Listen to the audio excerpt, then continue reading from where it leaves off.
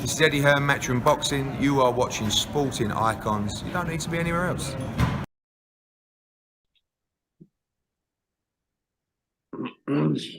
All right, Fabio, firstly, thank you very much for joining me, where I'm sure your phone is off the hook as to On what's going fire, on mate. lately. On fire. So, from your perspective, I suppose you woke up this morning in some ways, probably with a feeling of today maybe I'm going to win the lottery, to only have the rug pulled from under you. Yeah, I woke up this morning buzzing. I was tweeting today saying I was buzzing. I was looking forward to this. It was like, either way it went, it was going to be a great fight. It was going to be a big event. It was going to be massive for not just us as boxers, but the boxing community. It was going to be great. And then, what, 2-3 hours before, just whole thing gets pulled. It's abysmal, and it's really poor and unprofessional behaviour as well from Ben, from Boxer, from them guys, because he obviously he knew days ago. He did not. There's no way he went to bed last night and thought, I still might bid tomorrow. No way, not in the slightest. So you knew well in advance. So why wait until the absolute last minute to then go, oh, we're pulling our guy, by the way. He's not going to be in the fight. Like, it's just a joke of a situation. It's a joke the way they handled it, and it's on their part. It's extremely embarrassing. So, how does it work then? So, Eddie Hearn put out a post saying that boxer Ben Shalom have pulled Frazer Clarke out of the fight, out of the purse bid, out of the fight.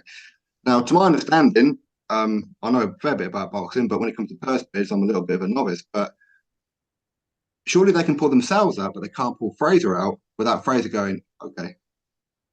This is the thing. So now I've said this before, and I've said it in other interviews prior as well. I do genuinely believe that Frazer is a good fighting man and does want the fight and would fight me, but I feel like he maybe had too many people in his ear, too many of the wrong people in his ear. I think he was surrounded by people who had a lack of faith in him, who were telling him it was too early, too soon, you haven't done enough rounds, you haven't been in the pro game long enough, you haven't done this, you haven't done that. And I think that all got into his head, because I know for a certified fact that the only person who can withdraw themselves from a fight, a mandated fight, is the boxer. That's the only person. Your promoter can't step in front of you and go, "You're not fighting." It can't happen. It's not a thing. Ed couldn't ever get in front of me and go, "You're not fighting," because that's not how it works. If he didn't want to bid or get involved in the bid or get involved in the fight, that's a different thing entirely. But Frazer is still well entitled to be involved in the fight, be in the fight. So to pull himself from the fight lies on him. No one else did it for him. No one did it on his behalf. He was the one to do that. I suppose what makes it worse is had actually Frazer's management team, 258, who petitioned the board, fight you next.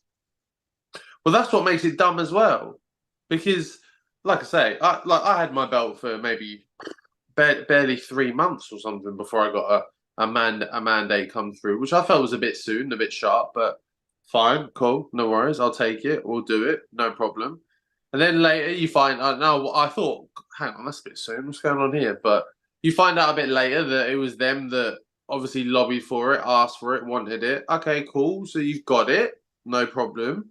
Months on end, you've been saying, you want it, you're ready, you're going to smash me, you're going to do me in, you're going to do this, that, we're going to win the purse bids, we're going to go big, we're going to go heavy, we're going to go strong. All of this for months and months and months on end. And then you pull yourselves from the fight. Minutes before the first bid. You pull yourselves from the purse bid, not even the fight. Like it makes zero sense. And I really, genuinely, it's one of the most baffling things I've ever come across. To ask for something, to get it, and then the hours before it's due to be booked and done, signed and sealed, you go, actually, no, I don't want it anymore. I really don't understand how that works. And have you spoken with Dillian about it? What did he say? I haven't spoken to Dill. I've spoken to the other half of my management team. We're frustrated as well, well, I've spoken to them, I've spoken to my management team, I've spoken to Ed and people. We're frustrated because we've wasted a lot of time.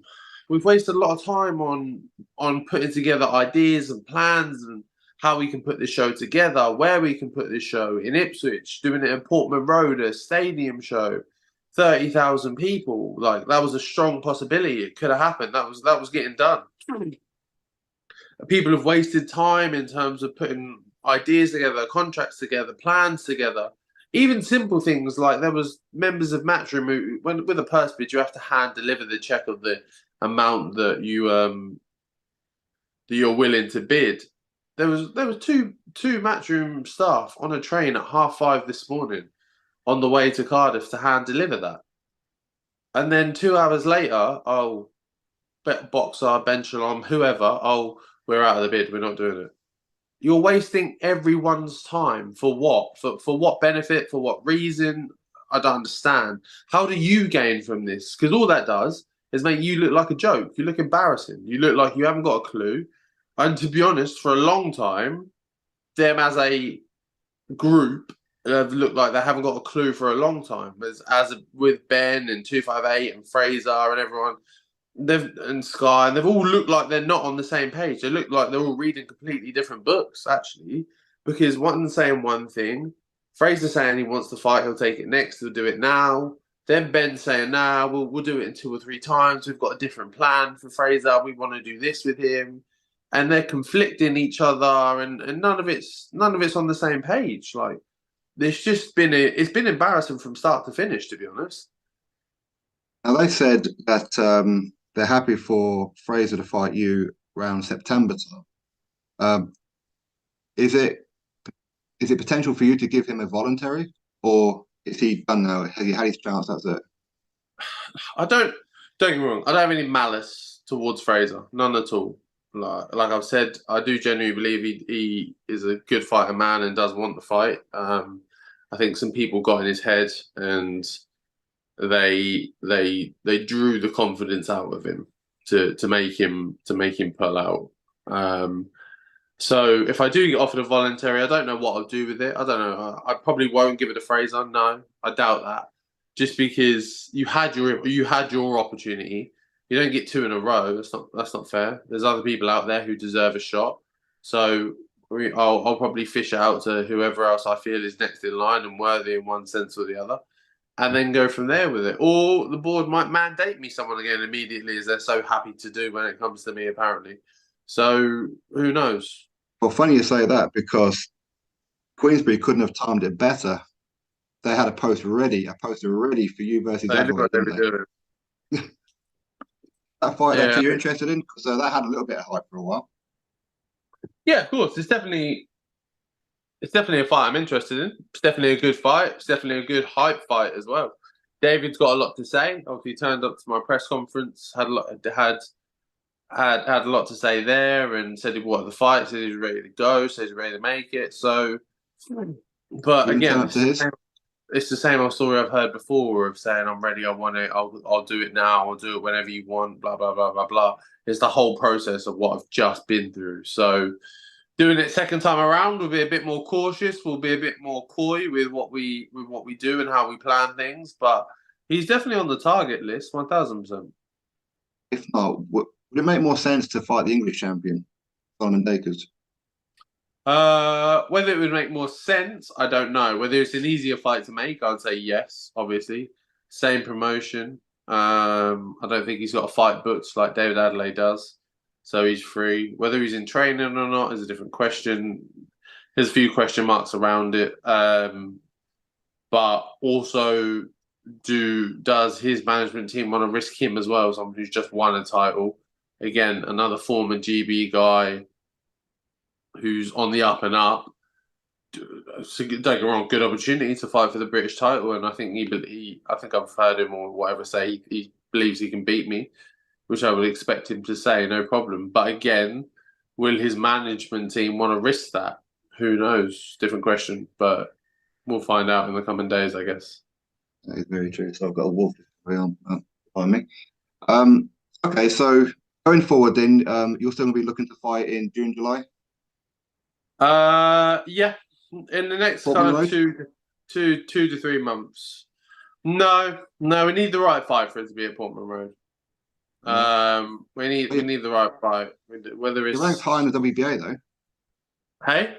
Ranked high in the WBA, so there's some good targets in there. Yeah, that is true. That is true. Do you know what? It helps having a British opponent who people know, who people have seen grow, who people have some attachment to as well, because it's difficult to, like, Portman Road is 30,000. So to fill that, you need someone that people know, you need a name, and to pull someone out of the WBA, this of some foreign nationality who maybe not boxing fans may be aware of, but more casual fans are unaware of. They're gonna think, just who's this guy? I'm not really too interested. So that's probably more of a difficult circumstance to do. Whereas a British title with a former GB star and a bronze medalist Olympian, now that sells, that works. But so I think the Portman Road thing's off the cards for now. We'll do another day. Would Dave Allen be of interest at Portman Road? No. Big No name? interest at all. No interest to me whatsoever. I've said in interviews, I've said before, Dave Allen was offered the fight outright after his last win. He was offered it outright. Eddie called him and said, "You can have the Fabio Wardley fight," and he outright declined it. He said, "No, I'm not ready." He said, "I won't last 2 or 3 rounds." He said, "I need 2 or 3 more warm-ups before I think I'll be ready for something like that, a level to step up to." So he's completely off the cards. He's not on the radar. He's not even in the conversation. Okay. Now, yesterday, Boxer, Sky Sports, they put in what they called a record offer for you. And you said, that ain't a record offer. No. What was your offer and what is your highest purse, Fabio? I'm not going to disclose any details of money. There's certain things I can and can't say with regards to that. But it was a clickbaity post that had a lot more behind it than was initially disclosed. They offered me a multi-fight deal, and the first fight on the deal was not more than what I got paid for my last fight. Right, okay. It was less than. So, first of all, I'm not going to take a fight for less than what I was just got paid for. I'm moving up. My profile is building. I'm not going to go backwards in payment. Also, it was a career high payday, yes, on the back end of the multi-fight deal. The first fight wasn't against Frazer Clarke. The second fight wasn't against Frazer Clarke. I think it was the third fight they wanted to be against Frazer Clarke. And then that was the record payday 3 fights down the line. Well, I could go with any other promotion. If I stayed with Matchroom for 3 fights, I'd probably beat the money that they were offering quite easily because I'm already ahead of the numbers they're offering me now. So don't spin the story to make it sound like I'm the one turning down the fight because you've offered me so much money to do this fight, because you haven't. That's not how it's gone at all. It's not how it's gone the slightest. You offered me a shitty multi-fight deal for less money than I was on now and stuck a heavy back end on it. And I'm not dumb enough to do something like that. And then again, especially after the way you've been operating, and I've watched how you look after your fighters, what makes you think I want to sign a multi-fight deal with you now? I've watched you handle Fraser's career and be on a completely different page for him for the past 2 or 3 months. What, and that makes me think that, oh, you've got my best interest at heart and you're going to do me a solid when I come over to you for a multi-fight. No, thank you. Boxing politics, Fabio. Boxing politics. The game's the game, mate. The game's the game. And it's just beginning for you as well. As you climb higher, it gets worse, doesn't it? Yeah, exactly. But, you know, it comes with the territory, doesn't it? It comes with the territory, so you got to just take it and run. All right, mate. Anyway, I appreciate your time. Thank you very much for joining me. I really do appreciate it. And as soon as you get a fight announced, I'm sure you'll let everyone know via your socials. Always, mate, always. I appreciate it.